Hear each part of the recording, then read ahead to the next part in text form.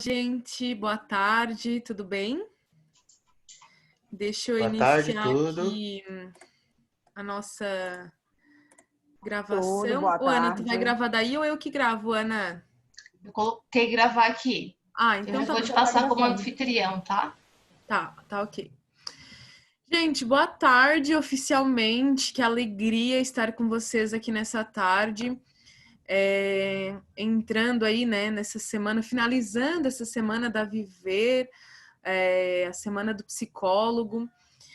Enquanto isso, eu sei que ainda tem gente entrando, né? Me mandaram mensagem ali para aguardar um pouquinho, estão tentando entrar. Eu vou me apresentando, tá? Eu me chamo Jaqueline Batista da Silva Taufenbach, sou psicóloga há 5 anos, um pouco mais de 5 anos. Leciono na Faculdade Zezucre, leciono a psicologia sistêmica há 4 anos e meio também. Logo depois da minha formação, eu já busquei a minha especialização em psicologia sistêmica. Sou especialista em gestão de pessoas, também tenho especialização na parte organizacional. Iniciei um mestrado em neurociência. Por questões financeiras, não pude dar seguimento nele. E agora estou adentrando aí numa federal, né, buscando entrar na federal em tecnologia. Então esse é um bem básico, né, do meu currículo. E a minha paixão, né, o meu tesourinho aí, que é a sistêmica, que eu amo estudar, praticar, estar em clínica e também ensinar, lecionar, né, um pouco sobre a sistêmica, esclarecer algumas dúvidas, a gente trocar uma ideia, conversar um pouquinho sobre a psicologia familiar sistêmica, uma psicologia que para muitos é considerada nova, mas desde a década de 50 já tem a sua construção, a perspectiva familiar já é vista desde os primórdios da psicologia, né? Então, ela só se estruturou. E ela se estruturou de uma maneira bem dinâmica, bem diferenciada também. E a minha proposta para hoje, gente, lógico que a gente não vai conseguir em 1h30 se aprofundar em tudo que a psicologia sistêmica tem a nos oferecer, porque ela é uma psicologia muito rica, ela é uma abordagem muito rica, uma perspectiva muito diferenciada, um olhar muito bacana assim, para o ser humano. E o que eu organizei para o nosso curso de hoje? Eu poder apresentar para vocês as principais bases e pilares da psicologia sistêmica, buscar um pouquinho de alguns conceitos principais aí da psicologia sistêmica também, e a partir daí a gente fazer uma prática de mediação familiar. Eu inicialmente tinha pensado em a gente trabalhar um estudo de caso aqui, né, com o grupo, alguém que se disponibilizasse. Porém, como a gente sabe que esse curso vai ficar gravado, a gente vai lançar ele no YouTube, para quem quiser ver depois, né? Então, eu acho que é mais interessante a gente trabalhar um caso, um estudo de caso já pronto, até para não se aprofundar, não expor muito, né, as questões aí de alguém que talvez fosse se disponibilizar. E aí depois, para um outro momento, né, quem se interessar um pouquinho aí, se aprofundar mais na psicologia sistêmica, querer se aprofundar um pouco nos nossos cursos, nas novidades que a Viver está trazendo, né, desde de cursos presenciais, EAD, pós-graduações. Daí nesses outros momentos, daí a gente pode, que é um pouco mais íntimo, né, um momento mais íntimo do aluno, do professor, uma mediação mais íntima, daí sim a gente pode trabalhar vivências, casos e de maneira geral, certo? Então essa seria a minha proposta para hoje. E eu queria ver um pouquinho assim quem que está aqui comigo, quem é aluno, quem já é profissional, quem já é formado. Se vocês quiserem se apresentar bem rapidamente, assim, para mim, quem tá, pode mandar só pelo chat para eu saber quem é aluno, quem é profissional. Quero saber um pouquinho de vocês, que eu sou bem curiosa.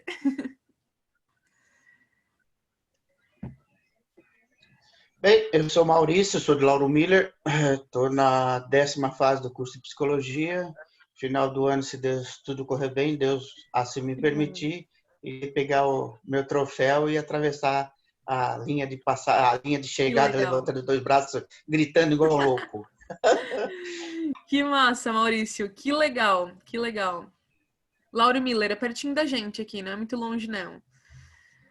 Legal. Temos um formando. Eu me chamo Marisa Sandra Lorenzetti, eu sou formada pela Faculdade de Itajaí, Univale, lá há muito tempo atrás, em 1997. Olha! São 23 anos de formada, né? Um grande prazer estar atuando na área clínica. Já passei por tudo um pouquinho, já fui área de recrutamento e seleção, já trabalhei em hospital, psicologia hospitalar, trabalhei mais de 15 anos numa clínica oncológica e hoje eu atuo no consultório privado.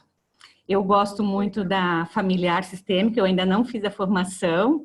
É que a gente vai escolhendo tantos cursos, né, Jaqueline, durante essa caminhada, né? Mas ela ainda vai chegar lá, tá? Então, estou aqui para aprender um pouquinho também com você. Que bom. Eu moro em Jaraguá do Sul. Eu sou blumenauense, mas eu moro em Jaraguá do Sul desde que eu casei. E ali o Maurício falou da formatura, né? Depois de ter um filho, a formatura é a festa mais gostosa da vida da gente. Ah, eu acho que é verdade. Eu acho que é verdade mesmo. Para quem tem filho, a emoção maior é ter filho, né, Jacqueline? Vamos acrescentar um pouquinho, Marisa. Quem tem filho, formatura e quem tem neto também. Então, fechou. Ah, neto! Eu não cheguei na parte do neto ainda, né? Parabéns, Maurício. Valeu, querido. O pessoal está se apresentando aqui no chat também. Tem a Lid, né, que se formou em 2018 e realiza os cursos da Viver, especialista em autismo, que bonito. A Letícia pediu uma ajuda, disse que não está conseguindo ouvir a gente, né? Ana, tu consegue dar um help ali para a Letícia? Talvez seja no computador dela, ela tem que autorizar ali. Sim, já vou chamar ela ali. Adriane, oi, Adriane, minha aluna, que feliz em te ver por aqui, nossa aluna da faculdade, já está fazendo a disciplina, né, na graduação de Psicologia Familiar comigo, que bom. A Letícia conseguiu, muito bem. A Carla disse que é formada, trabalhou com RH, tá pensando, né?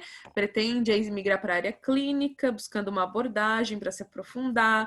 A Ana é formada em 2000, no ano 2000, psicodramatista. Ana Paula, psicóloga há 7 anos, no sistema prisional, que lindo, eu acho muito legal quem trabalha. Marluce, também minha aluna, a aluna já da Viver também, né? Aluna da Exucre da Viver, tá aqui com a gente, que legal. Muito bem, muito bem. Mais alguém gostaria de se apresentar, de falar de si um pouquinho? Eu sou psicóloga também, formada já há um tempinho, desde 2004, Sabrina. Moro em Brusque, e no psicodrama estou desde 2010, nessa legal. Formação. E estou aqui para buscar mais conhecimento. Conheci a Vivi já na formação de psicodrama e agora estou participando de tudo que a Viver tem nos proporcionado aí, né? Bons momentos da Viver. É isso que eu digo, né? A psicologia, a gente nunca para. A gente nunca para de estudar, a gente nunca para de se atualizar, a gente nunca para de investigar um pouco mais sobre saúde mental. Sempre tem alguma coisa nova, sempre tem ou alguma patologia, ou alguma medicalização, ou alguma técnica nova. Sempre algo para a gente se aprimorar, buscar a qualificação na nossa atuação, né?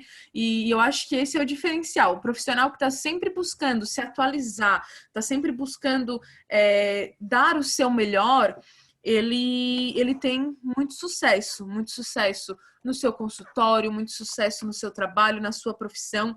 Eu costumo dizer, eu aprendi na minha formação, né, com o meu mestre, o meu professor, ele dizia assim, eu vou dar um presente para vocês.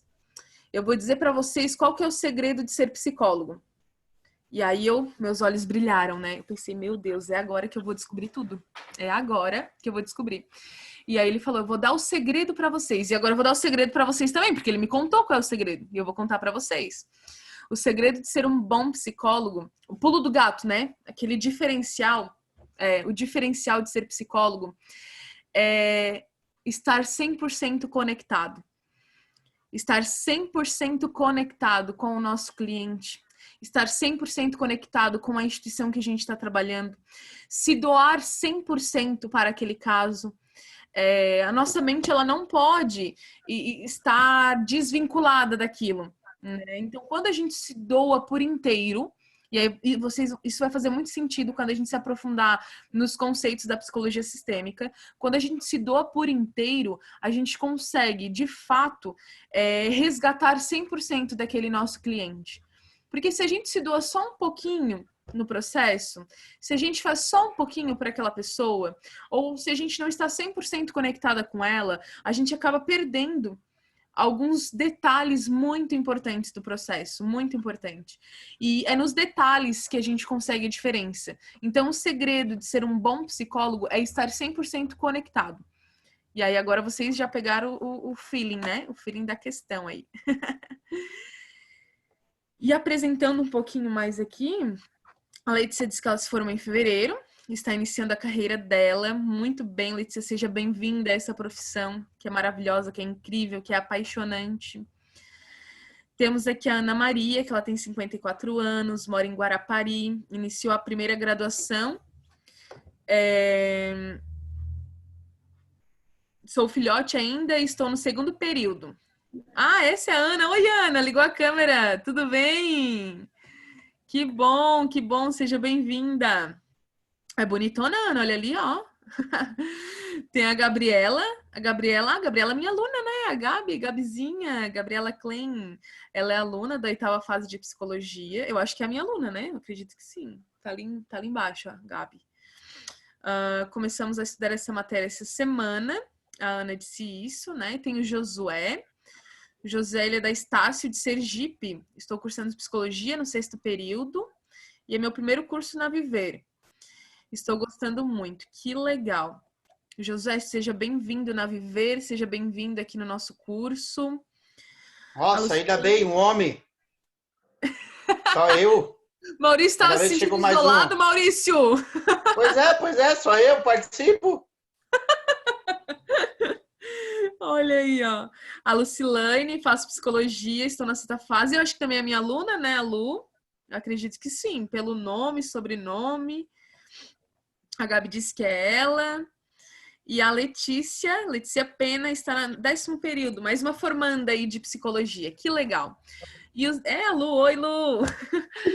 E os demais, todos sejam muito bem-vindos, muito bem-vindos. Eu estou muito feliz de estar com vocês aí nessa tarde, podendo falar como eu iniciei, né, a minha fala. Dani, ligasse teu microfone, Daniela. Eu não tô te ouvindo, Dani. Me ouve? Agora sim. É que estranho. E agora? Agora eu tô ouvindo, agora eu tô te ouvindo. Ah, tá, beleza. Deve ter dado contato no microfone ali. Tá ouvindo bem? Agora eu tô ouvindo bem. Então deve ser por isso. Antes eu tentei me apresentar, daí cortou a Sabrina, daí eu fechei. Por isso, não tava ouvindo mesmo. Então, beleza. Bom, eu sou a Daniela Oliveira. Eu sou de São João do Sul, aqui no extremo sul de Santa Catarina. Eu tô formando pela Unesc, literalmente formando, eu devo colar grau ou segunda ou sexta que vem, tá um pouco... Que legal, parabéns.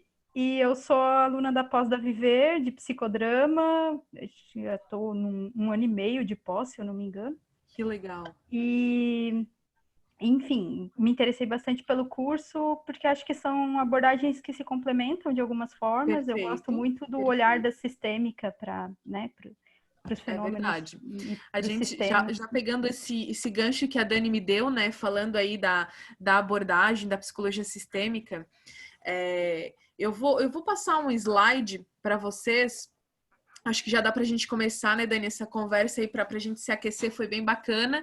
Eu vou passar um slide, mas por organização mesmo, tá? Porque vocês vão perceber que eu sou bem falante, e aquilo que vem surgindo, assim, enquanto conceito, enquanto resposta, é o que eu pretendo também trazer para vocês. Só os últimos apresentados aqui pelo chat, nós tivemos aqui a Natália, né? A Natália diz que é psicóloga clínica e veio conhecer a sistêmica. A Carla está na 6ª fase da psicologia da Exucre. Foi minha aluna no semestre passado, que legal.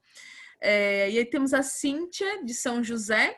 aguardando um novo decreto para conseguir finalizar as horas de estágio. Muito bem, é verdade, né? Tem toda essa situação da pandemia, né, gente, que acabou alguns atrasando, alguns foram se adaptando e todo esse processo. E eu acho que toda essa performance, toda essa modificação aí da Viver, de proporcionar esses cursos, de proporcionar esses cursos, né, de proporcionar conhecimento aí para todos nós, é um grande diferencial nesse período. Nós precisamos sempre nos qualificar. E uma questão que a pandemia veio nos ensinar é que é possível a gente se adaptar, né? É possível a gente tentar e buscar aprender aí de jeitos e maneiras diferentes. Bom, gente, eu vou compartilhar com vocês a minha apresentação. Como eu falei para vocês, ela vem mais por organização mesmo. E eu vou sempre estar descrevendo ela, tá? A minha apresentação, porque temos colegas que solicitaram, que são deficientes visuais, então eu vou sempre estar descrevendo todos os slides para vocês, tá? Então, todos estão visualizando o slide? Vocês podem me confirmar isso? Sim. Tá. Dá pra ver. Okay. Eu não.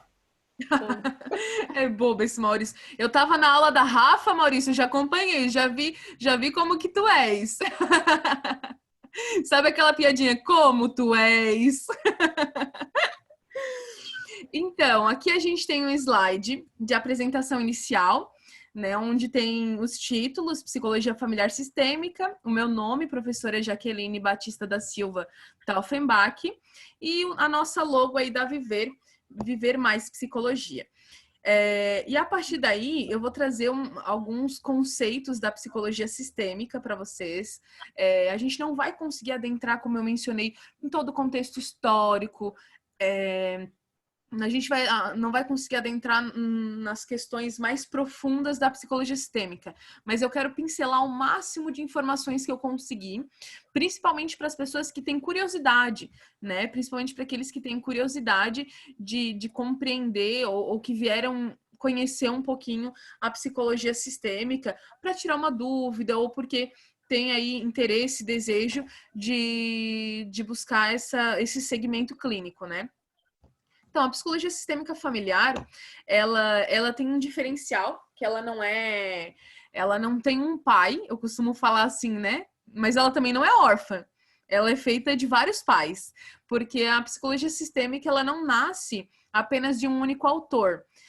Ela é diferente, por exemplo, da psicanálise, né? O pai da psicanálise é Freud, o pai do existencialismo é Sartre, o pai do psicodrama é Moreno, Carl Rogers, da Humanista, enfim, entre outras, né? Entre outras. Mas a psicologia sistêmica, ela tem diversos autores. E aqui no nosso slide, eu estou descrevendo para vocês esses principais autores da psicologia sistêmica. Então, a partir daí, eu vou ler os slides só para deixar claro para os nossos colegas, né, o que eu estou apontando neles. Diferente de outras abordagens da psicologia, a sistêmica familiar não possui apenas um autor. Oi? Alguém falou alguma coisinha? Perguntou? Não? Tá. Foram vários terapeutas que estudaram e se reuniram para criar essa nova teoria que vem sido cada vez mais utilizada. E dentre eles são Gregory Bateson, nós temos Theodore Litzy,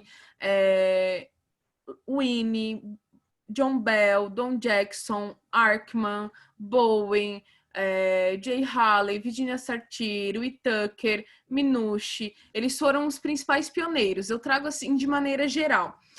O que eu vou trazer isso para vocês? Por que a psicologia sistêmica ela tem tantas pessoas que influenciaram nela, influenciaram a construção dela? Por que temos diversos autores, né? Como eu mencionei para vocês. Porque ela não nasce num local específico. Ela vem sendo construída com o tempo e em locais distintos, porém no mesmo período. Por exemplo, na teoria, eu vou entrar nos pilares da psicologia sistêmica, né? Que é a teoria geral do sistema, a cibernética, a teoria da comunicação e a teoria do apego.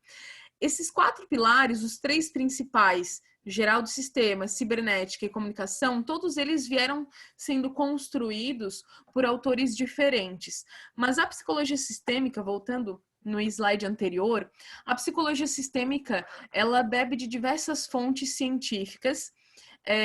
Só um pouquinho da história, né, gente? Falei que não ia me aprofundar, mas eu preciso pincelar isso para vocês entenderem como que ela se constituiu, como que ela se concretizou.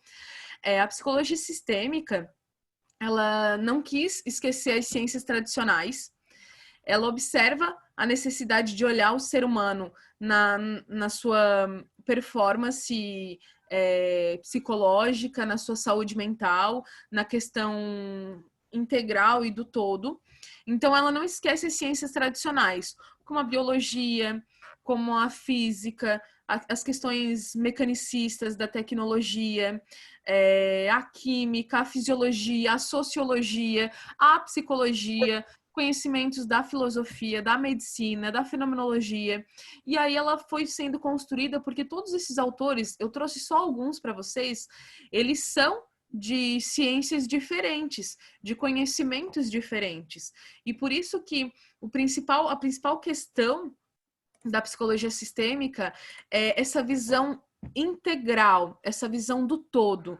Ela observa muito as dimensões do ser humano para aí sim poder observá-lo como ser em sua totalidade.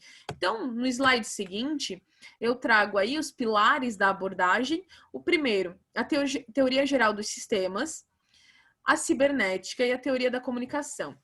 Então, Bertalanffy foi um dos autores da teoria geral do sistema.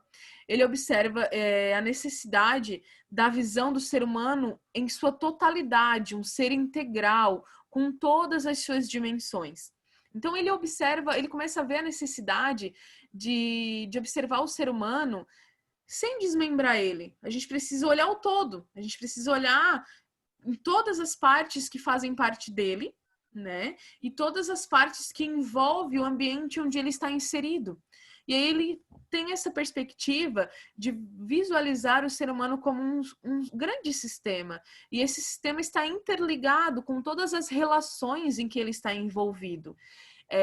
Então, vemos a necessidade de se aprofundar no ser humano não somente nas suas questões ou nas suas queixas principais que ele traz no consultório, vamos supor, né, numa situação de consultório, mas sim se aprofundar nele em sua totalidade. Nós precisamos observar o contexto histórico desse paciente, nós precisamos observar a cultura que ele está inserido, nós precisamos observar as relações, a dinâmica familiar, a gente precisa observar os papéis que ele exerce na sociedade no momento atual e o que ele já exerceu também.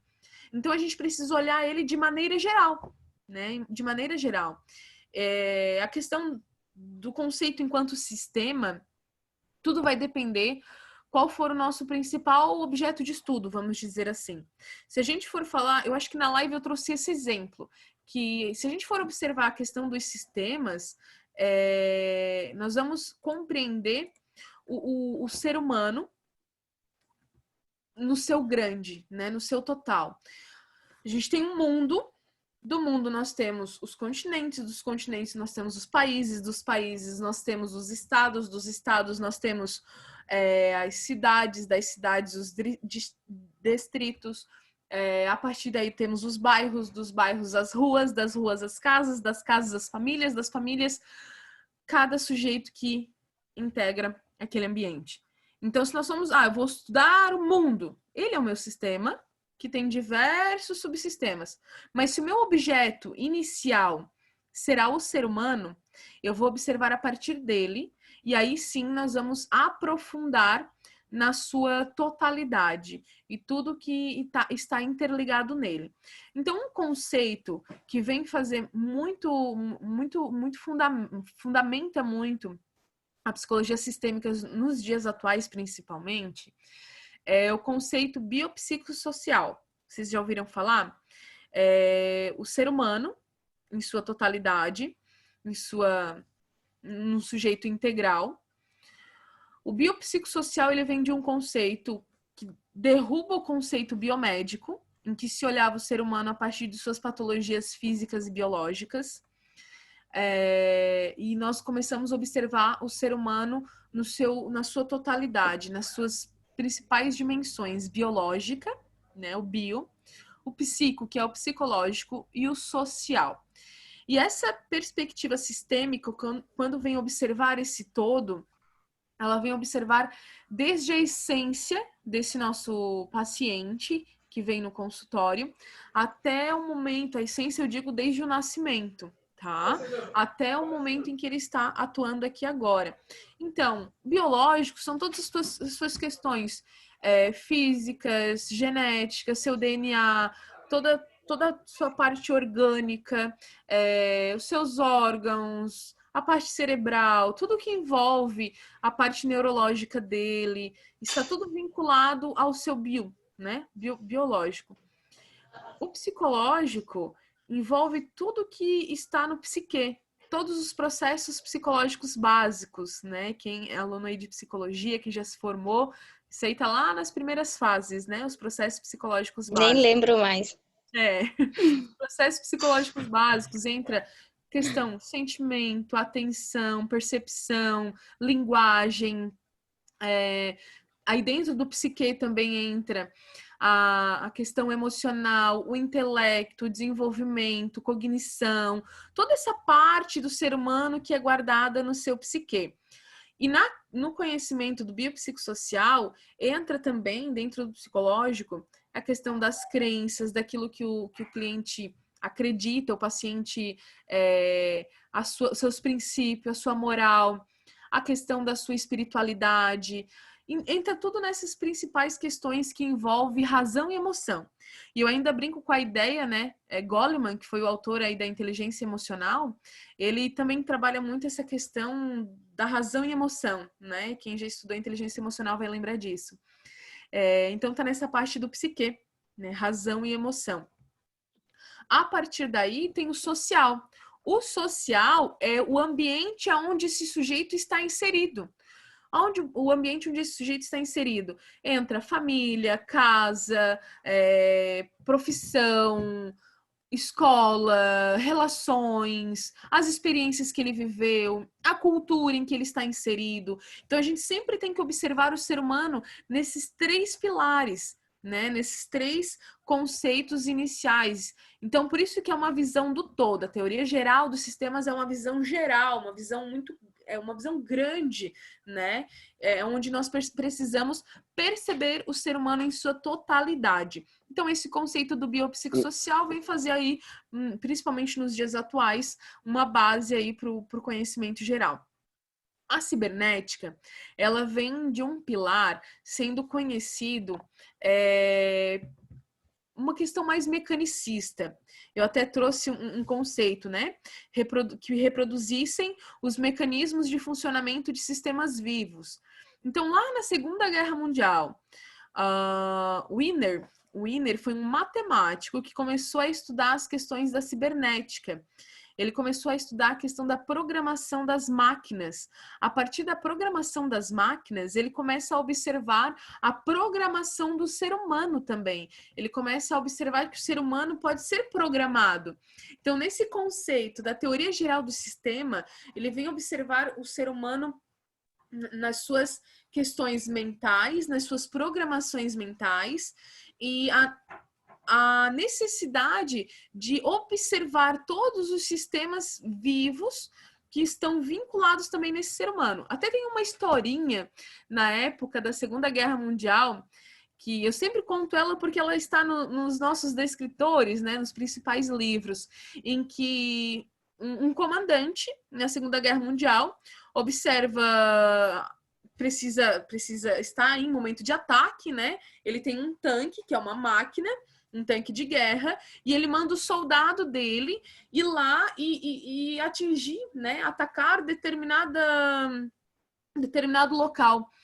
E aí ele começa a observar, o Wiener observa como que esse comando, né, essa programação da máquina acontece na parte mecanicista, também acontece no ser humano, por uma questão hierárquica, né, de um comando. Houve uma programação, houve um direcionamento para que aquele soldado fizesse o que o seu comandante estava determinando. Então, ele começa a observar que desde da parte mecanicista, o ser humano também tem algumas programações que ele consegue diferenciar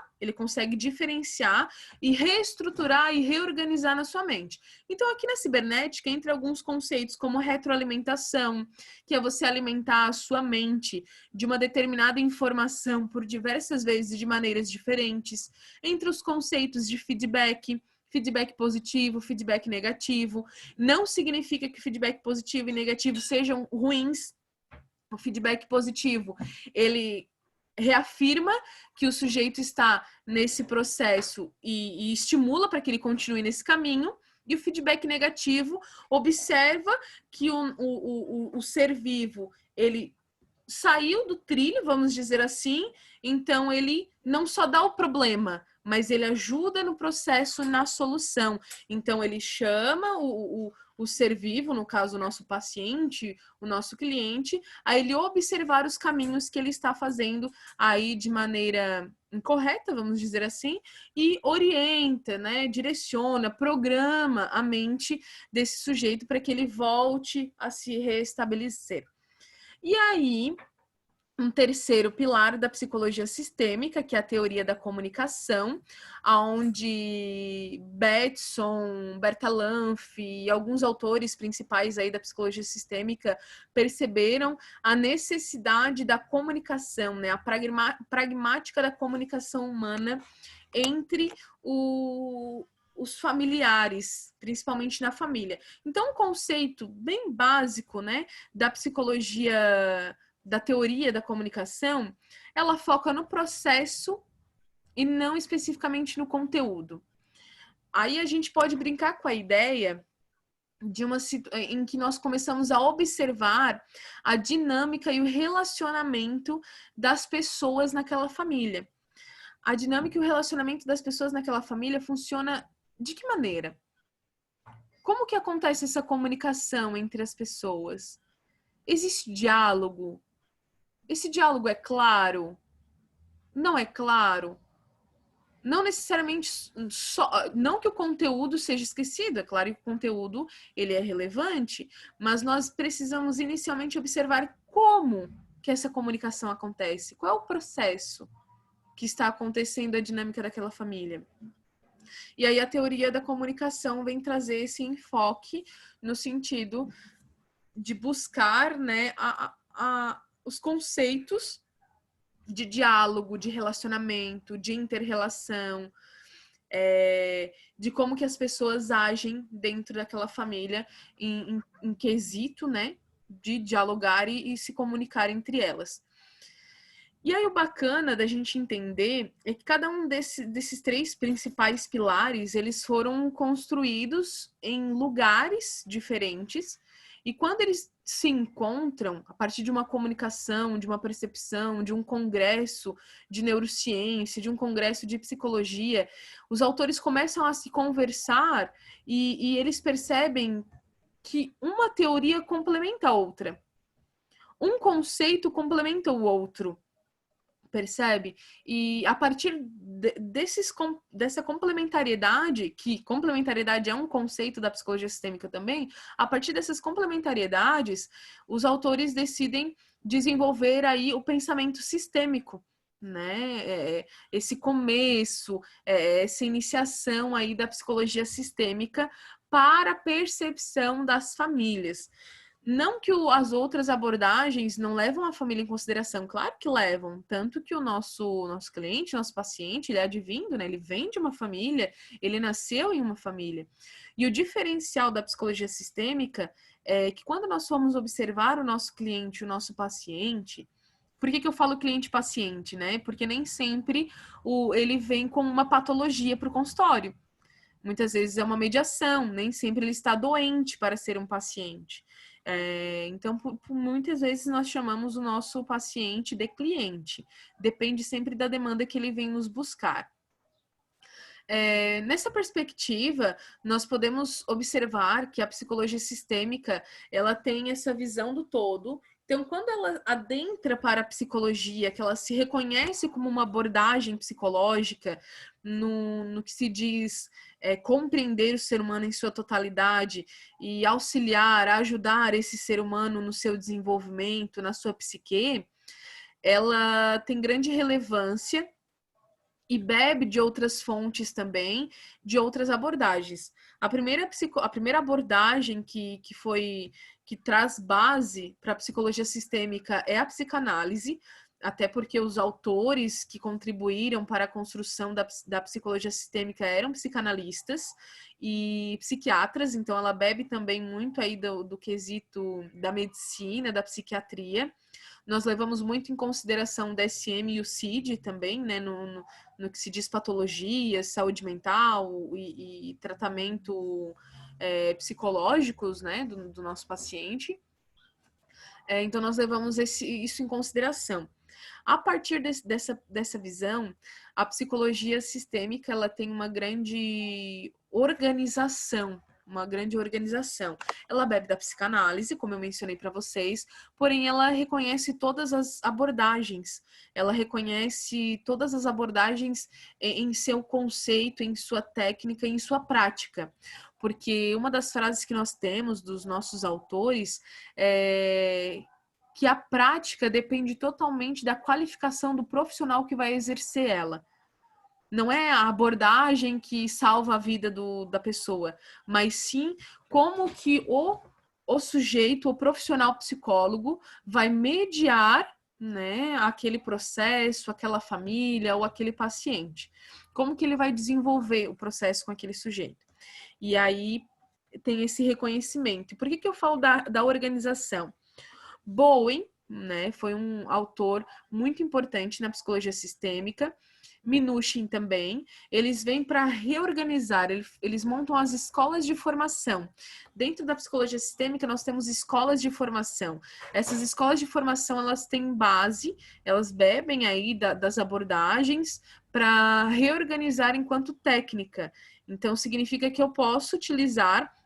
Nós temos a construção filosófica da psicologia sistêmica, como eu estou apresentando para vocês, né, os pilares principais dela, mas ela bebe das abordagens enquanto técnica, na utilização de mediação com alguns clientes. Pode perguntar.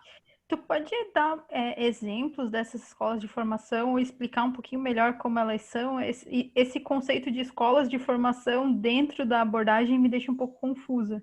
Tá. Eu vou te dar um exemplo. Que nós temos algumas escolas de formação. As escolas de formação, qual é o meu perfil profissional e psicólogo de ser? Dentro da psicologia sistêmica, nós temos a escola de formação analítica. Não significa que eu sou... Eu lembro que quando eu me formei, até vou trazer uma história minha para vocês. Existe a escola de formação de Bowen, né? A escola de formação de Bowen, ele vem... traz conceitos, é criado por Murray Bowen, onde ele traz aí conceitos, diferenciação de self, diferenciação de self, que ele observa a pessoa que tem mais saúde mental naquela família, a pessoa mais diferenciada, e a gente tem que buscar essa pessoa como aliado na mediação de famílias. Ele traz o conceito de genograma, né? Quem construiu os processos de genograma foi Bowen. Ele que traz as primeiras mediações de famílias também.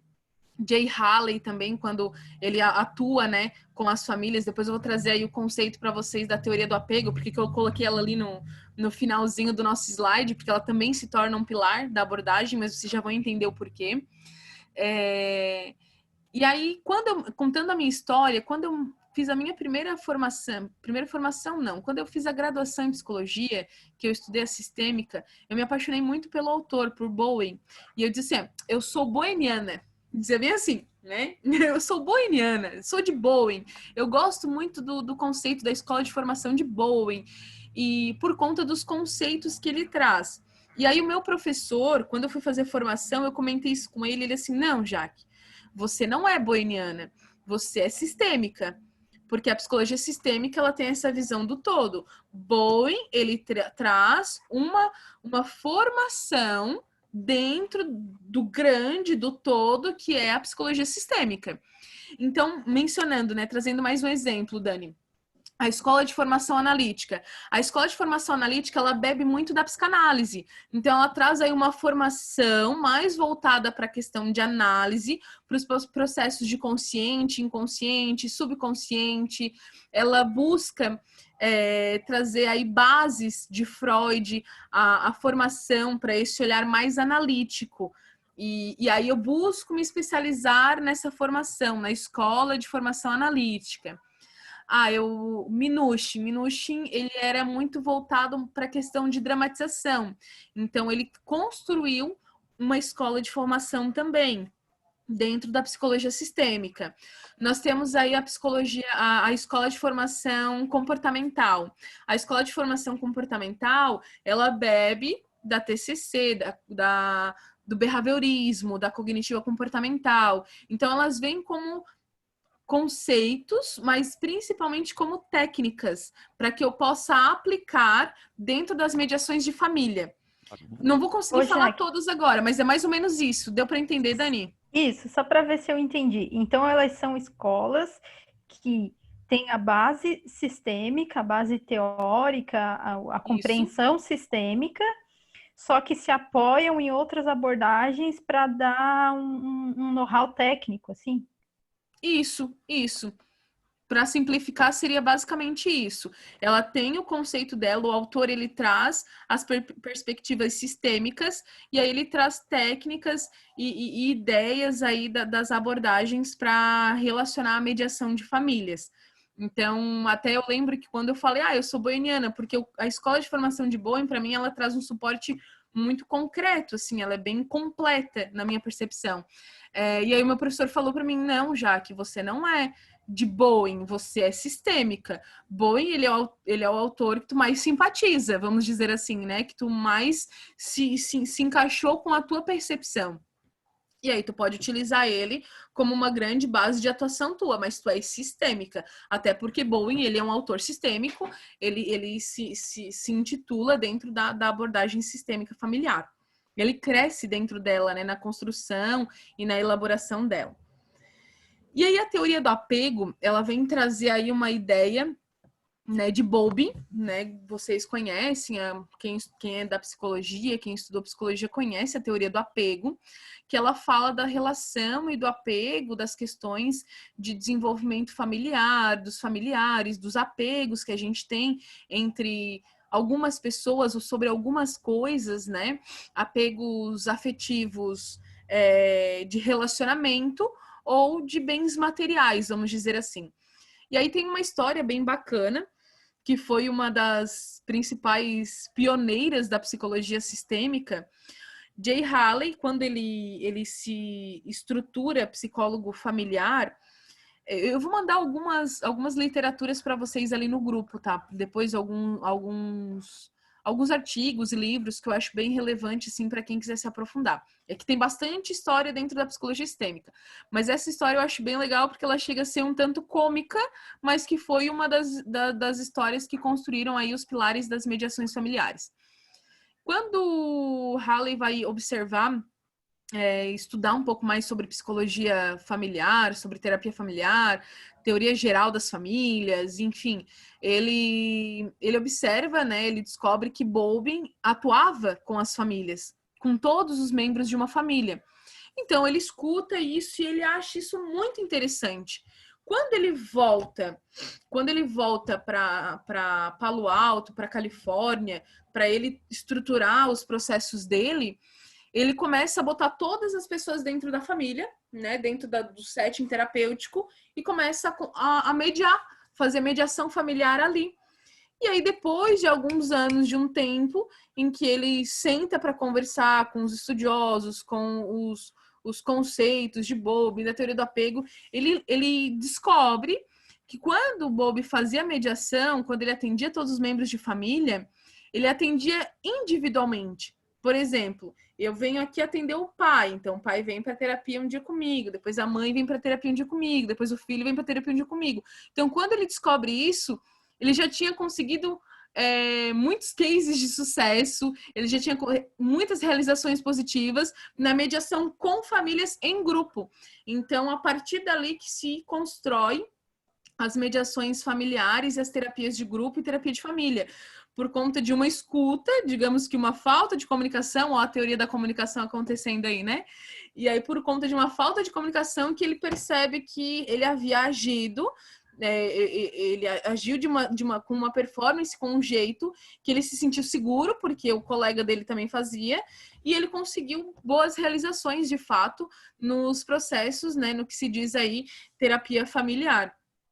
Na mediação de famílias e com todos os membros de uma família num único momento, em um único horário, todos juntos no setting terapêutico. E aí, depois de muitos anos, é que ele vai descobrir que não era assim que acontecia, mas como ele conseguiu, teve sucesso nos processos dele, ele continuou atuando dessa forma, escreveu diversos livros, diversos autores aí, diversas literaturas para embasar a mediação de família. Por isso que a teoria do apego tem uma grande influência aí também na construção dos pilares da psicologia sistêmica. Certo? Alguém tem alguma dúvida, alguma pergunta? É bem pinceladinho mesmo, gente. Eu até escrevi no chat, Jaqueline, eu queria saber se você estudou um pouco de Bert Hellinger também. É que eu li alguns livros dele, é muito interessante. As três leis, né, do amor, né? Sim. Eu não me aprofundei especificamente. Marisa, né? Isso. Não me aprofundei especificamente, mas sim, ele traz alguns conceitos, né? Eu até nem lembro de cabeça todos eles. Se tu puderes me ajudar para a gente conversar um pouquinho sobre isso. Mas ele traz os conceitos, né, da relação que as famílias têm com elas, ele fragmenta a questão do amor, né? Eu acho que é mais ou menos isso, né? Ele fragmenta as questões do amor e ele determina a relação de cada pessoa e que as pessoas conseguem escolher o tipo de amor que ela vai ter com o outro, né? Eu acho bem legal citar nele as três leis, né? A hierarquia, o pertencimento e a do equilíbrio, né? Do dar e receber, né?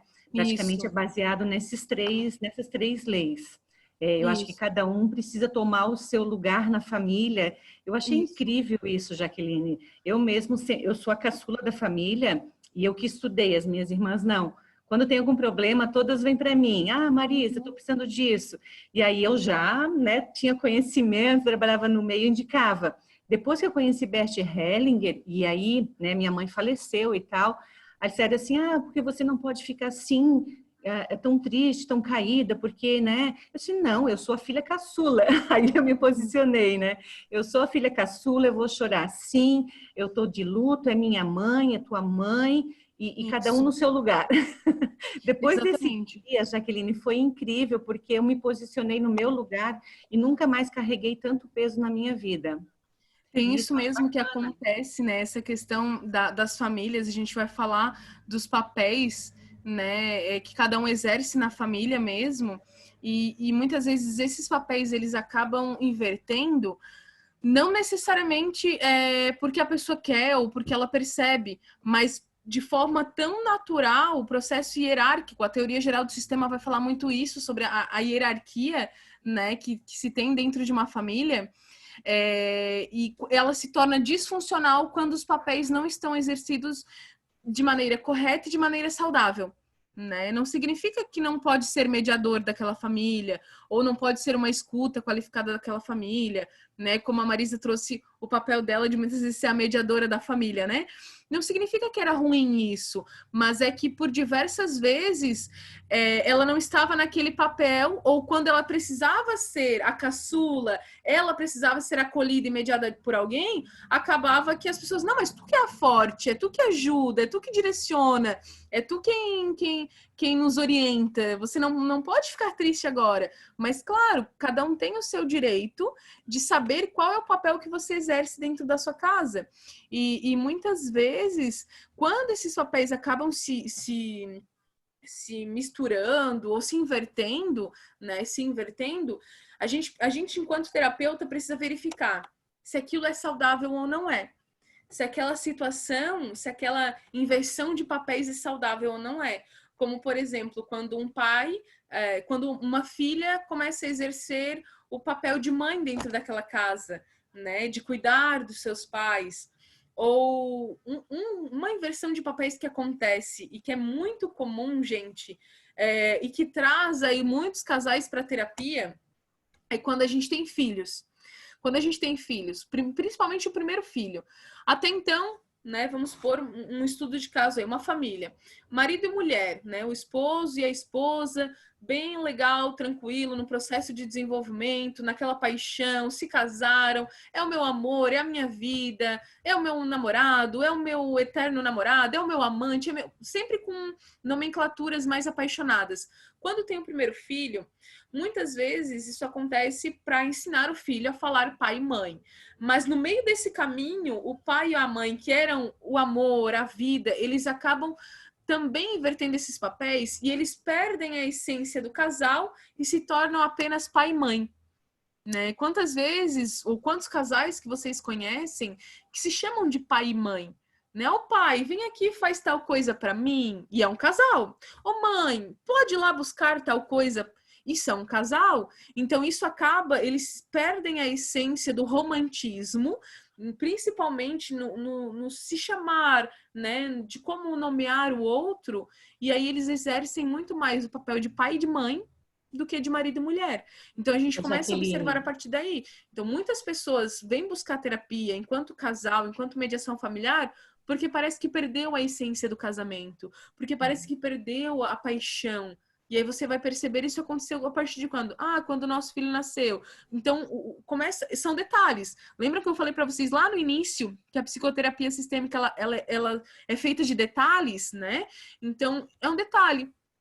Daí eu acabo tratando o meu marido como pai. Mas ele não é meu pai, ele é meu esposo. Mas eu chamo de pai. Daí isso acaba criando algumas resistências dentro da família. Marisa, tu abriu teu microfone para falar, me diz. Não, ali quando você falou ali que a esposa chama o marido de pai, se eu não me engano, acho que foi Freud que falou, né? Que pai não transa com mãe. É verdade. Não tem relação mais tão, né? Vamos dizer assim, sexual, né? Porque se for analisar essa questão ali, acaba banalizando bastante, né, Jaqueline? Isso mesmo. E ali, se nós formos olhar hoje para muitas famílias, a inversão de papéis ocorre demais. Tem muitos filhos, né, sendo autoritários nas casas, né, Jaqueline? Eu não sei se você concorda, mas eu tenho visto muito isso na prática clínica. Sim, acontece muito de quem é autoridade dentro da casa serem os filhos, né? O que acontece, né, gente? Nessa inversão de papéis, nós precisamos observar o quanto que aquilo é saudável. Às vezes, claro, tem um pai e uma mãe que não estão bem. Eu já atendi uma família que a pessoa mais saudável daquela casa era a filha mais nova, era a caçula, e que ela que mediava os processos, ela que auxiliava a família, ela que orientava, ela que fazia o casamento do pai e da mãe seguir numa determinada organização.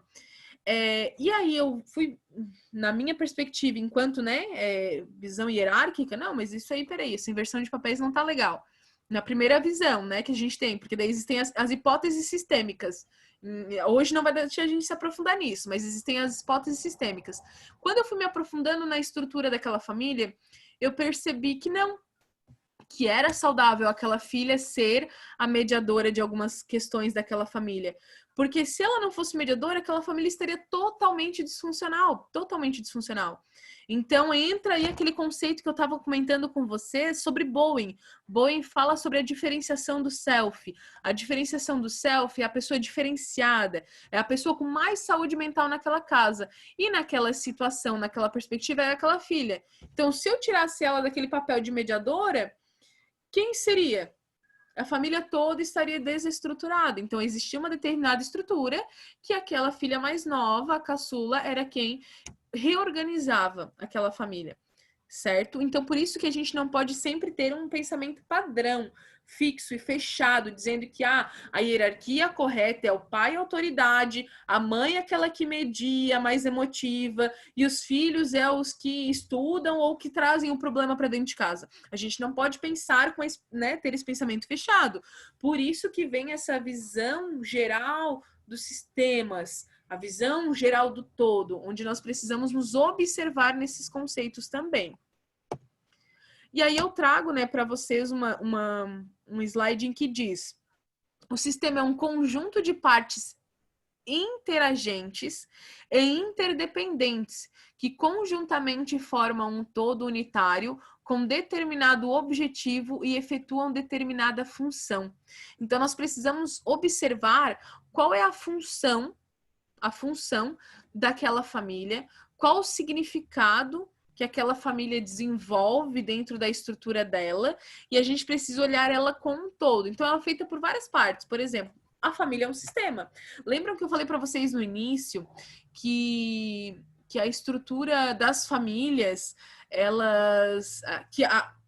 os sistemas, eles são colocados em sistemas a partir do contexto onde nós observamos ele?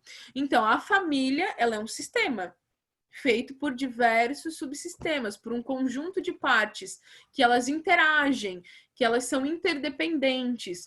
E o conceito inicial do biopsicossocial, que eu mencionei para vocês também, na perspectiva da teoria geral do sistema, ele vem com essa nomenclatura porque essas três dimensões, biológica, psicológica e social, elas são interdependentes e elas estão interligadas, porque uma depende da outra e uma está ligada na outra. Eu costumo dizer, né, quantos de nós psicólogos, estudantes de psicologia, sabemos que a nossa mente, nosso psicológico, não elabora bem uma emoção e ele psicossomatiza. Quando ele psicossomatiza, ele transfere para o nosso corpo.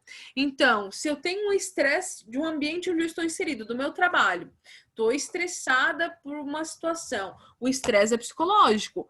A raiz disso é o ambiente onde eu estou inserida. E aí eu tenho crises de enxaqueca nervosa.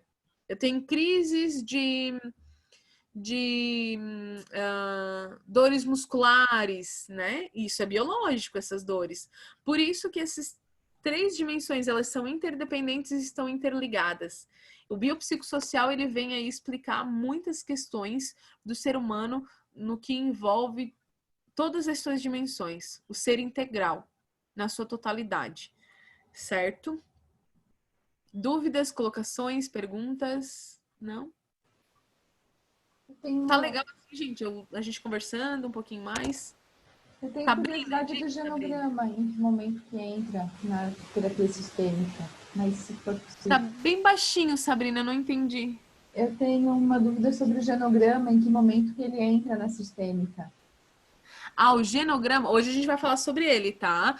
Eu quero trabalhar com ele com vocês. O genograma, eu costumo utilizar ele principalmente para entender a estrutura da família. Logo mais na frente a gente vai se aprofundar nele, tá, Sabrina? Mas ele entra nas primeiras sessões, tá? Nas primeiras sessões, para que a gente possa entender a estrutura daquela família e qual é a família que o nosso cliente está inserido.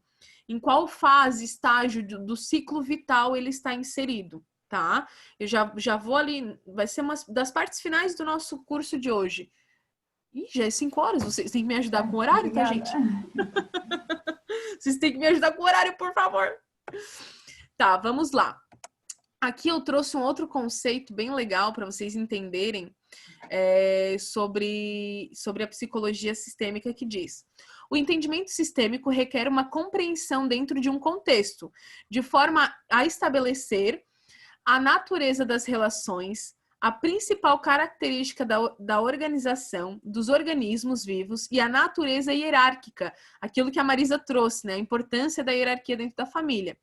Ou seja, a tendência para formar estruturas multiniveladas de sistemas dentro de um sistema. Então, é aquela questão, o macrosistema e os subsistemas. Cada um dos sistemas forma um todo com relação às suas partes e também é parte de um todo. A existência de diferentes níveis de complexidade, com diferentes tipos de leis operando em cada nível, forma a concepção da complexidade organizada, que é aquilo que nós estávamos falando, né, das estruturas familiares, enquanto organização, enquanto estrutura hierárquica, e que a gente precisa observar a percepção do todo e os papéis que cada um exerce. Gente, eu trouxe um conceito que eu acho bem importante da gente compreender na psicologia sistêmica, que é as novas configurações familiares. Eu mencionei lá na nossa live que eu iria trazer isso para vocês, né? Sempre houve pessoas que estabeleceram vínculos importantes que foram considerados famílias. A família composta de indivíduos tem que ser entendida dentro do contexto cultural ao qual essa família pertence. Então, eu não posso impor jamais a minha concepção cultural dentro de uma família que me surge no consultório para eu realizar a mediação. A neutralidade está aí, né? Está aí entre eu não envolver as minhas questões enquanto minhas crenças, a minha essência, os meus princípios e a minha moral na interpretação de uma determinada família que vem para mim. Família ampliada ou nuclear, elementar ou complexa, a família foi e seguirá sendo família. O lugar de proteção, de socialização e de estabelecimento de vínculos. Então, família antigamente era um enlace biológico, né? Quem eu tinha vínculo biológico, hoje não mais. Hoje, família é uma estrutura, um sistema onde existem vínculos afetivos, e desses vínculos afetivos também estão regras, fronteiras e limites a serem estabelecidas. Quando a gente aplica um genograma, né? Voltando ao que a Sabrina perguntou, quando a gente aplica um genograma, quando a gente aplica qualquer técnica de investigação familiar, nós precisamos verificar se em que estágio do ciclo vital essa família está inserida. Se ela está na sua família de origem, família biológica, a família onde eu nasci, os meus pais, se ela está na família nuclear, se ela pertence a essa família nuclear, se eu sou um núcleo familiar, que no caso hoje a Jaque, professora Jaque, ela está numa família nuclear. É eu, meu esposo, meus filhos e os meus cachorros. Esse é o meu estágio de família hoje. E a gente tem a família ampliada, a família de extensão. A família de extensão são todos os nossos parentes, né, que têm um vínculo biológico ou afetivo conosco. E aí eu trouxe pra gente hoje entender essas novas configurações familiares. Então, os novos padrões familiares. Aqui tem uma fotinho, né, uma imagem aí para vocês entenderem que os quadros, os retratos de família não são mais tão padrão como antigamente, como na década de 50, como há 40 anos atrás, há 30 anos atrás. A família pós-moderna se modificou, assumindo novos padrões familiares. E eu vou apresentar para vocês aí os principais. Nós temos as famílias monoparentais, né? Eu trouxe aí umas fotinhos para vocês identificarem como ela é. Ela é decorrente de divórcio ou separação, onde um dos pais assume o cuidado dos filhos e o outro não é não é ativo na parentalidade, ou onde um dos pais é solteiro e o outro nunca assumiu a responsabilidade. A grande maioria, estatisticamente falando, esse tipo de família é composta por mães e filhos, né? Então, é mãe, filho, ou pai, filhos, enfim. Nós temos as famílias reconstituídas ou recasadas. Esse tipo de família reconstituída ou recasada tem sido considerado um pouco frágil e instável, com dificuldades sociais, emocionais e econômicas. É um relacionamento um pouco mais ampliado, uma família mais ampliada. Ela necessita de maior investimento do casal, ela necessita de maior investimento dos membros que estão na elaboração para a necessidade de elaborar as situações anteriores, as situações já vividas por aquele casal. Então, é um casal que se separou de uma primeira relação e eles têm uma segunda relação. E, principalmente, ela se torna reconstituída quando eu, parceiro, entro também com os meus filhos nessa relação, né? Tem eu, os meus filhos, ao meu novo esposo, meu novo parceiro e seus filhos também. Então, ela é reconstituída, tá? É uma família reconstituída, feita aí de partes que já antigamente era uma família monoparental e se tornou uma família reconstituída, tá? Casais sem filhos, hoje é muito comum a gente ver isso, tá? Casais sem filhos que eles não têm filhos por opção própria, e eles priorizam a vontade, né, de uma satisfação pessoal ou profissional. E um quesito muito de investir na sua profissão e investir muito em viagens, em conhecer o mundo, países e tudo mais. Daí isso são casais sem filhos. Isso é um tipo de família também. Casais adolescentes, a gente também, isso sempre teve, mas não eram considerados famílias ou um tipo de casal, e hoje é. Geralmente a adolescente ela acaba engravidando, não é via de regra isso, mas normalmente sim. É provável que a filha continue morando com os seus pais, pela dificuldade de o casal iniciar uma vida independente e financeira. Mesmo que o novo casal de pais passe a morar juntos ou se case, as interferências familiares das famílias de origem são muito maiores devido, né, à questão da imaturidade do próprio casal. Então, é muito comum um casal recém-casado e muito jovem ter interferência da família nessa estrutura. E cabe, eu acho que vale eu falar aqui para vocês, eu lembrei disso agora, mas os principais 5 motivos de separação, e eu vejo isso muito no meu consultório também, como eu sou mediadora de casais e de família, é a maior demanda que aparece. Primeira situação que aparece no consultório, é por uma situação de traição, é um principal motivo de separação.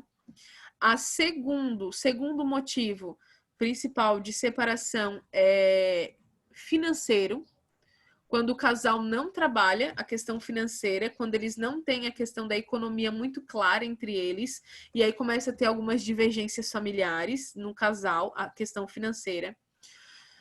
Depois da questão financeira, a questão da sexualidade, quando o sexo não encaixa mais, quando o sexo não acontece mais, isso também é motivo de separação. Por quarto, a incompatibilidade, né? Não se combinam, não acontece mais essa combinação na educação dos filhos.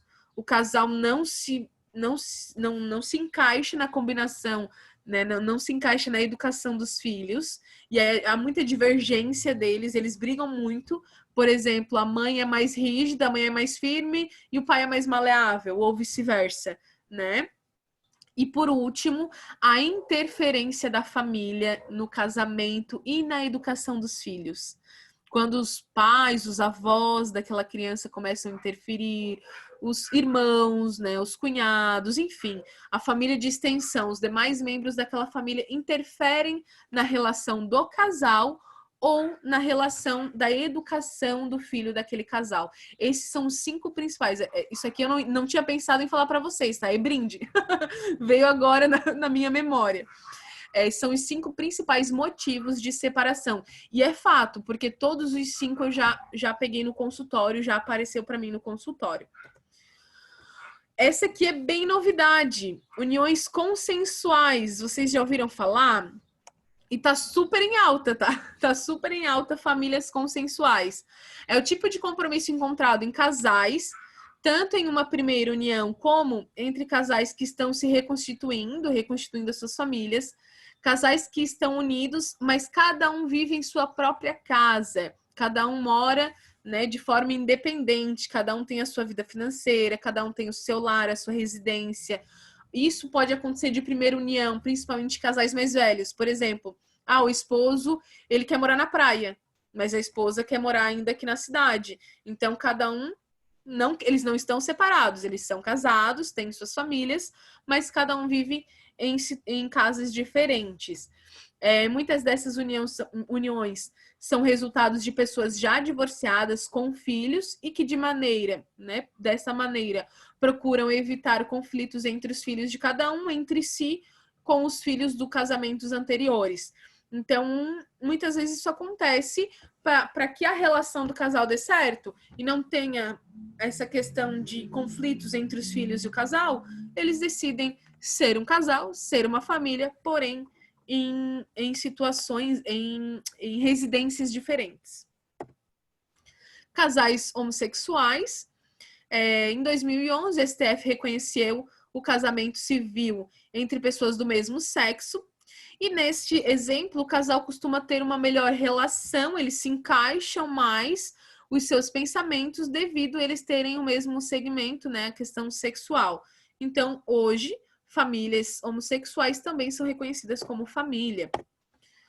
A associação ou fraternidade, composta por amigos sem grau parentesco, reúnem-se para manter um convívio amistoso. Podem surgir novos termos parentescos, novos tipos de família, novos planos e novos tipos de moradia. Ou seja, uma fraternidade, um grupo de amigos, daquele grupo de amigos pode se nascer uma nova família, entenderam, né? Um casal, 2 amigos que moravam juntos, 5, 6 amigos, 2 se apaixonam e aí constituem uma nova família. Então, associação ou fraternidade também é considerada agora um tipo de família. Famílias unipessoais, tá super em alta também, né? Desde quando eu estudei sistêmica, há 6, 7 anos atrás, já existia, já era considerado uma única família, um único indivíduo ser considerado por um espaço físico único seu. Lembram que existe a família nuclear, que é o núcleo atual onde eu moro hoje? Antigamente, família nuclear era pai, mãe e filhos.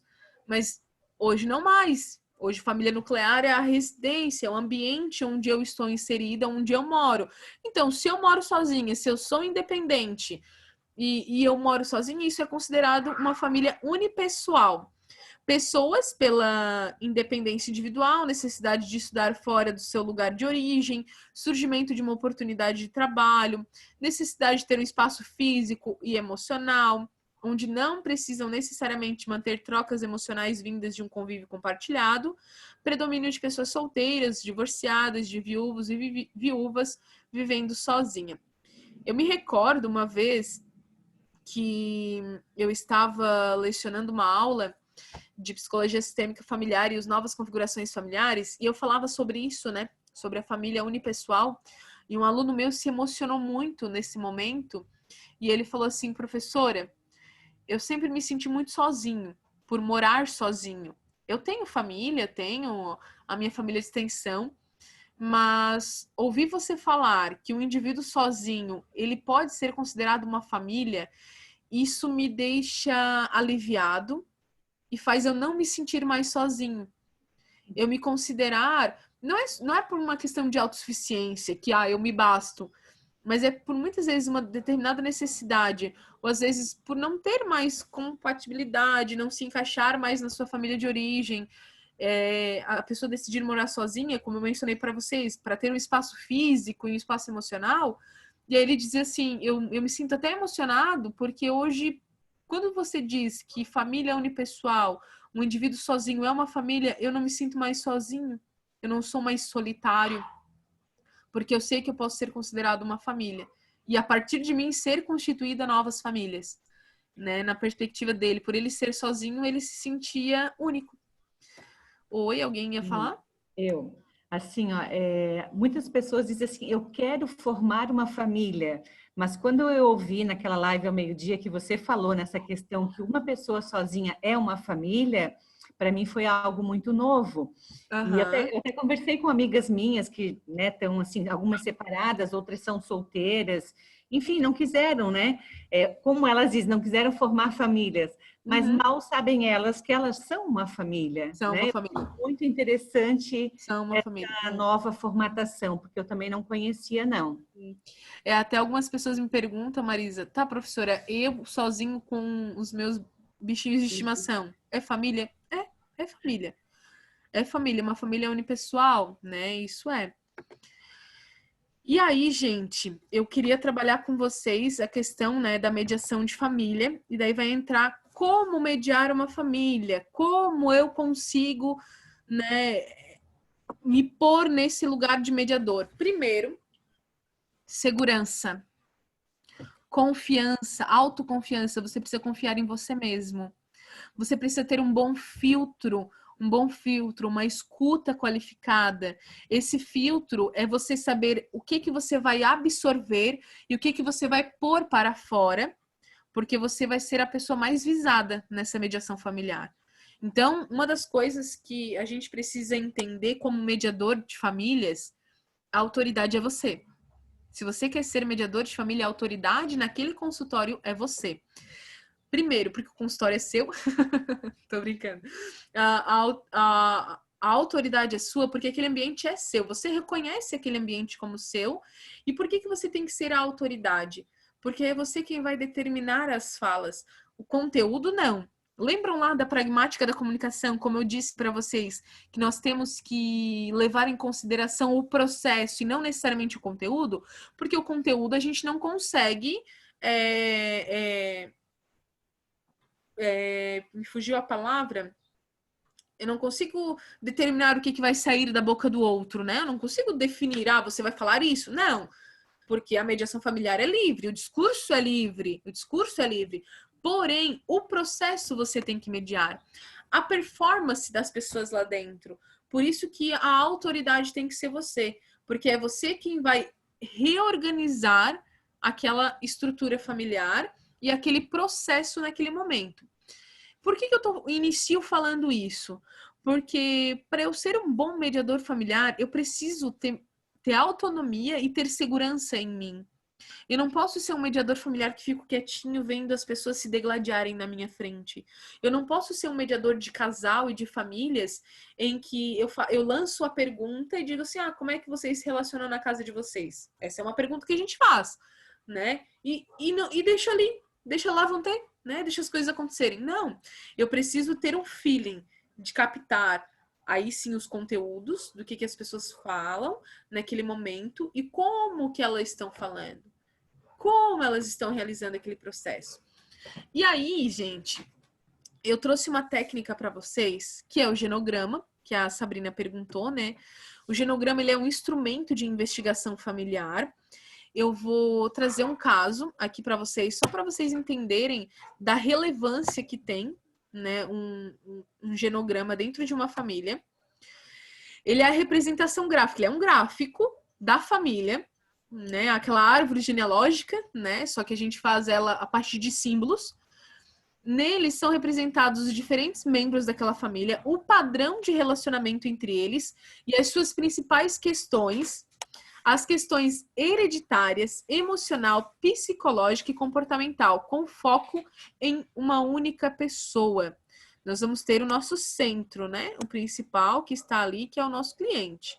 O genograma, ele permite a identificação de padrões repetitivos e de tendências familiares, ou seja, a gente vai identificar circularidade. Bowen, ele fala sobre comportamento multigeracional. Comportamento multigeracional é um comportamento que é passado de geração em geração, porém um comportamento aprendido. Aprendido em dois sentidos. Aprendido de eu aprender e aprendido que está preso em mim.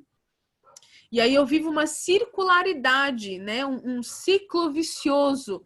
Por exemplo, um filho que ele nasce dentro de uma família violenta, que ele vê o pai agressivo, violento, batendo em sua mãe, e ele tem aquele comportamento aprendido e absorvido dentro dele, e ele quando ele casa-se, né, quando ele constitui a família dele, ele é violento, agressivo e ele também age de violência. É um comportamento aprendido, que passa de geração em geração, ele aprendeu a ser assim. E aí nós precisamos identificar esses padrões repetitivos. E quando são padrões que não são saudáveis, nós precisamos mediar, orientar e auxiliar para que esse ciclo vicioso ele seja rompido, né? Ele tenha uma finalização. Eu trouxe um exemplo de um genograma para vocês. Um exemplo simples, tá? Um exemplo simples. Observem esse genograma, agora olhem bem ele. Aqui, agora eu vou descrever o genograma, né? Eu tenho um casal IBS, é o nome, botei só as siglas, e MLS. Aí eu trouxe ali comportamentos, padrões, né, dessas pessoas. IBS de 45 anos, ele é alcoolista e ele cometeu suicídio, tá? MLS de 69 anos, ele tem depressão. Aí vem o genograma na sequência, os filhos deste casal. MBS, apenado, ele tem agressão, de 42 anos. LBS, 40 anos, depressão, é uma hipótese de depressão. UBS, de 32 anos, transtorno bipolar, uma hipótese e um abuso de álcool. AMS, 28 anos, não tem descrição, porque há um rompimento, há uma separação ali com aqueles dois risquinhos. E CMS, TDAH, uma hipótese de TDAH. Estou apenas, né, mostrando para vocês. Agora, vamos entender o que tem por detrás de tudo isso, o que a gente consegue observar? Esse exemplo de genograma simples. No genograma de exemplo, é possível identificar rapidamente que o UBS, voltamos lá para o UBS. O UBS está aqui, sinalizado com uma flechinha, 32 anos, transtorno bipolar, abuso de álcool. Vocês identificaram, né? UBS, 32 anos. Masculino, separado, que abusa de álcool e tem comportamentos que indicam transtorno bipolar. Era casado com AMS, de 28 anos, com quem teve um filho que atualmente tem 11 anos e está apresentando problemas compatíveis ao TDAH. O pai de UBS era IBS, alcoolista que se suicidou aos 45 anos. E a mãe era MLS, de 69 anos, ainda viva, que sofre de depressão. UBS é o mais novo de 3 irmãos, sendo que o primogênito tem 42 anos e cumpre pena por agressão. E a irmã do meio tem 40 anos e apresenta características que podem significar que sofre de depressão. Então, tudo isso que eu li, a gente viu nessa pequena imagem, nesse pequeno genograma. Percebem? Tudo isso que eu li para vocês, ele está descrito nesse genograma, né, nessa construção aqui.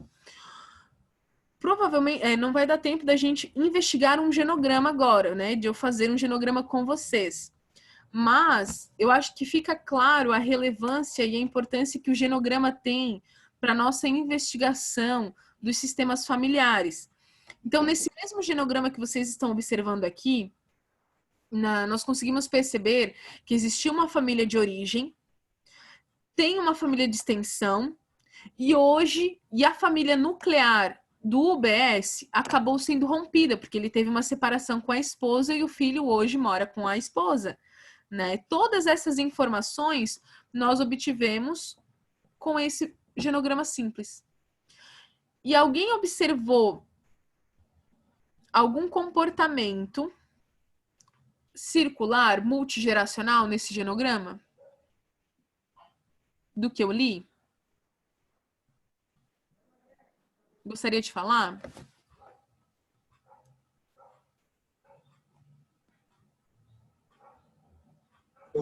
O alcoolismo e a depressão, eu acho. Uhum. Isso mesmo. É um comportamento multigeracional. Então, em uma hipótese, tá? Em uma hipótese, vamos trabalhar com a ideia. Em uma hipótese... Mas também tem, já que também tem a questão da agressividade, né? Sim, sim. Uma possibilidade de que o pai também era agressivo, né? Porque um dos irmãos, ele está preso por agressividade. Isso mesmo. Justamente. E o nosso paciente atual, que é o UBS, ele tem o mesmo comportamento de abuso de álcool, assim como o pai dele tinha. Em uma hipótese, Em uma hipótese, tá, gente? Não é via de regra. Nós trabalhamos muito com hipóteses, metáforas, analogias e tudo mais. Mas em uma hipótese terapêutica, trabalhando as questões do UBS, que ele tem uma hipótese de transtorno bipolar, ele tem a tendência a ter um comportamento muito parecido com o do pai dele.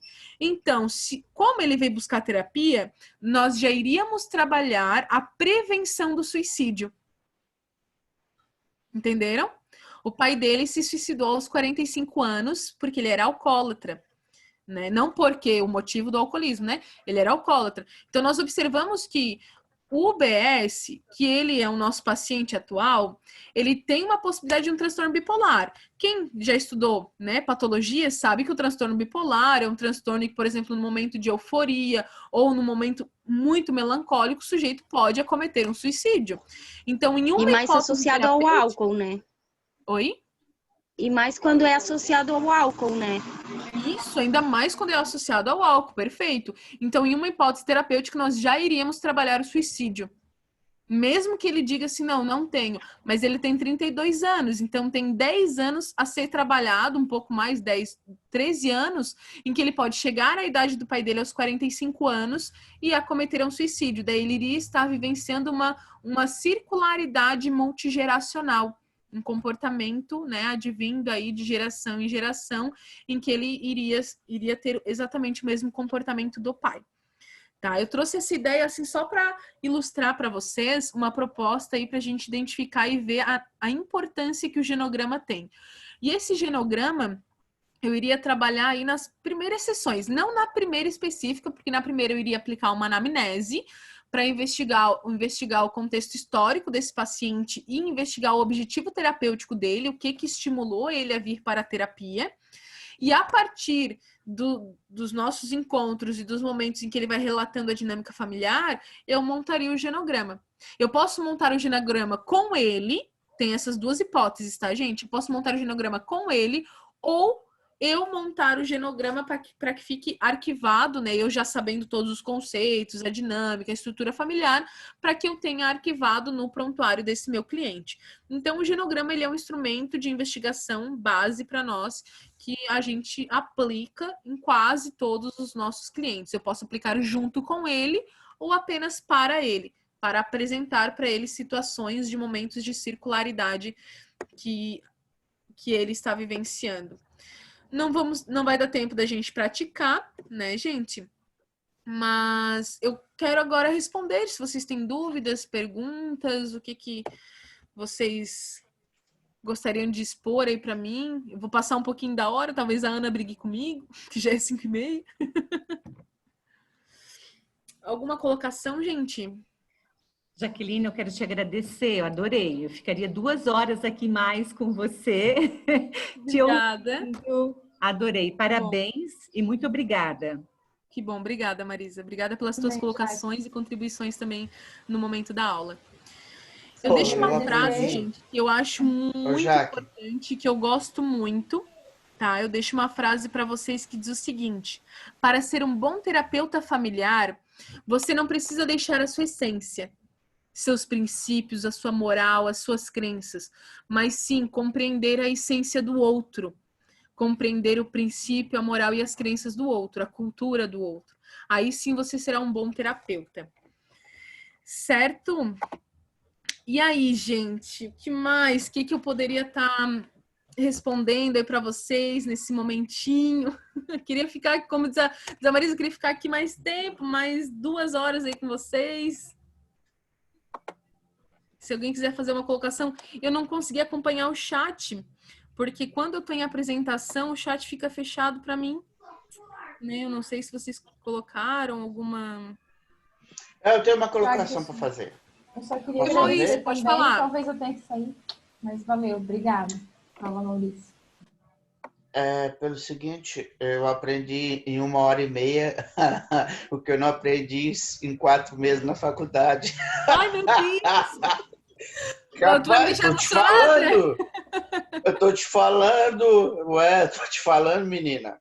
Eu aprendi muito mais agora aqui contigo do que os 4 meses que eu tive no terceiro semestre da faculdade, com a professora também de sistêmica. Mas meus parabéns, nunca tinha escutado da aula. Se tu é assim também dentro da sala de aula, se tirar o chapéu, porque eu sempre falo, né? Tem professores e professores. Eu sou casado com uma professora, minha filha mais velha é professora também, e elas têm a profissão da pedagogia na veia. Então, os professores e professores, tu faz a diferença, tu sabe, tu tem o domínio daquilo que tu está falando, tu expressa assim com uma sutileza que faz com que a gente entra dentro do ouvido da gente como se fosse uma orquestra. Porque tem professores que quando vão abrir a boca para falar, parece que nós estamos dentro de uma fanfarra sem nota musical, só batendo de tudo quanto é lado. E tu tens esse domínio. Então, meus parabéns. Foi uma aula bem proveitosa. Eu estava indeciso entre participar e não participar. Não me arrependi, tá? Participei, gostei. Eu só queria te pedir um favor. Esse material todo, se tu tiver mais algum material sobre sistema que tu puder colocar ali no grupo, vou ficar agradecido. Certo? Eu vou botar Meus parabéns sim, mais uma vez. Ai, Maurício, obrigada. Você me deixou bem emocionada. Obrigada mesmo, tá? Fiquei bem feliz. Bom, eu agradeço também. Meu nome é Paola, já me apresentei Paola. ali nas mensagens. Eu fui aluna da Maria Fernanda de Assis, não sei se alguém conhece. Há muito tempo já, nem lembro mais, acho que foi 2014. E eu quero agradecer muito esse feedback para mim, porque faz muito tempo que eu tive aula na Sistêmica, então foi um feedback bom lembrar. Muito obrigada pela simpatia, pela aula. Já gostaria de ser sua aluna também um dia, né? Quem sabe. Aproveitando, gente, a gente vai ter um curso, né? A Ana me lembrou aqui agora, a gente vai ter um curso. É que eu sou essa de falar, né? Eu fico falando. Mas a Ana me lembrou que a gente vai ter um curso dia 16 de setembro. Se vocês se interessarem em fazer esse curso, vai ser comigo. A gente vai se aprofundar, o tema são técnicas da abordagem sistêmica familiar na praxis clínica, na prática clínica, na atuação clínica. Hoje eu consegui só dar uma pinceladinha no genograma, né? Como eu falei, eu acabo falando bastante mesmo. Mas a ideia é eu apresentar outras técnicas para mediação de família, além do genograma, e aí nesse curso a gente consegue fazer um estudo de caso com alguém, tá? Vai ser um curso bem bacana, assim. Vou pincelar as principais técnicas que eu atuo. Eu gosto muito, eu não trabalho só com teoria, eu gosto muito da prática. Hoje foi 1h30, tá durando um pouquinho mais, mas a minha ideia é sempre trabalhar com casos, né? Eu tenho alguns alunos que estão aqui na aula de hoje, da graduação, e eles sabem que eu trabalho muito com caso. Cada teoria e conceito que eu trago, eu apresento casos para elucidar e para explicar como que eu vou aplicar aquilo no consultório ou situações para exemplificar o que eu estou falando. Então, se vocês se interessarem em fazer, no dia 16 de setembro, vai ter um curso. Esse curso é pago. Aí depois eu vou pedir para a Ana mandar para vocês no grupo, tá? Eu sei que a Viver está fazendo com os valores bem legais, assim, mais para pagar os professores mesmo, os certificados que vão sair. E vai ser bem legal, no dia 16 de setembro. Eu vou encaminhar todas essas informações no grupo, que vocês estão ali, que vocês foram adicionados. Não saiam do grupo, que eu vou mandar também alguns materiais para quem quiser se aprofundar um pouquinho mais, tá? No tema da sistêmica. Eu vou mandar alguns PDFs e livros que eu já tenho, certo?